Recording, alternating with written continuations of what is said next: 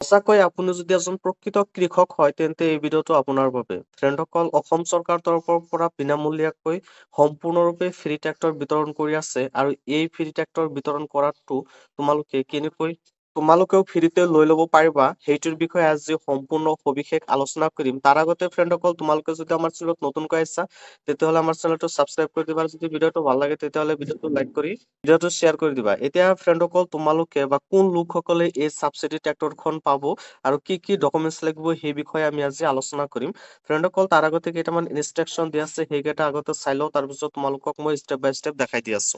প্ৰথমতে ইয়াতে চাব পাৰিবা অসম ৰাজ্য চৰকাৰে কৃষকসকলৰ বাবে মুখ্যমন্ত্ৰী সামগ্ৰিক গ্ৰাম্য উন্নয়ন যোজনা CMSGUY এৰ অধীনত ট্ৰেক্টৰ বিতৰণ আঁচনি আৰম্ভ কৰিছে। তেওঁৰ আঁচনিৰ মূল উদ্দেশ্য হৈছে কৃষি খণ্ডক পুনৰুজ্জীৱিত কৰা আৰু 2022 চনৰ ভিতৰত কৃষকৰ উপাৰ্জন দুগুণ কৰাৰ সহায় কৰা।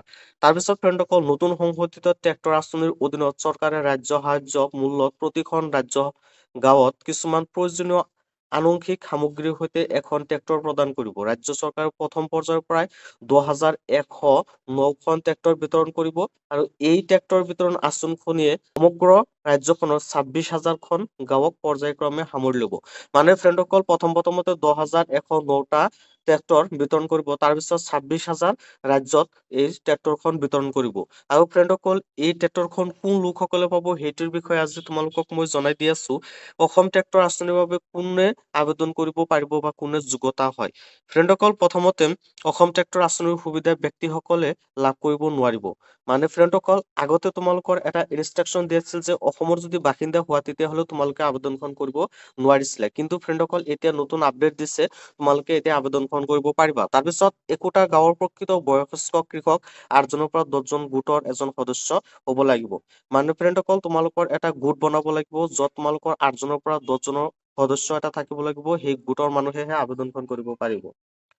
তাৰপিছত ফ্ৰেণ্ডসকল, ট্ৰেক্টৰ আঁচনিৰ বাবে যোগ্য হ'বলৈ গোটটোৰ এটা সাধাৰণ বেংক একাউণ্ট থাকিব লাগিব আৰু খেতি কৰা শস্যৰ বিৱৰণৰ সৈতে আবেদন পত্ৰ প্ৰতিজন সদস্যৰ স্বাক্ষৰৰ সৈতে যুটীয়াভাৱে আবেদন কৰিব লাগিব।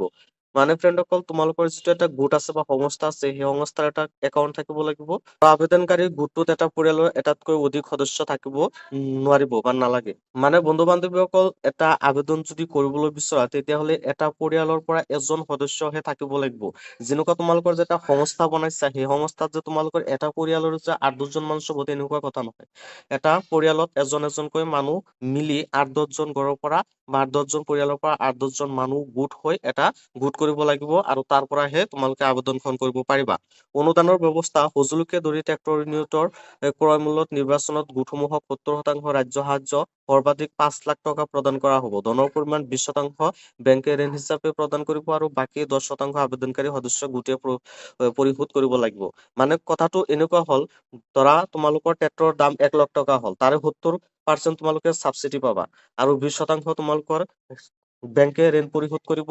মানে তোমালোকৰ 70,000 টকা তোমালোকৰ ছাবচিডি পাবা আৰু 20,000 টকা তোমালোকৰ বেংকে ঋণ পৰিশোধ কৰিব আৰু 10,000 টকা থাকিল, এই 10,000 টকা তোমালোকৰ দিব লাগিব। তেনেকুৱা ধৰণৰ কথা। তো ফ্ৰেণ্ডসকল, তোমালোকে সুন্দৰ কৰি বুজি পালা।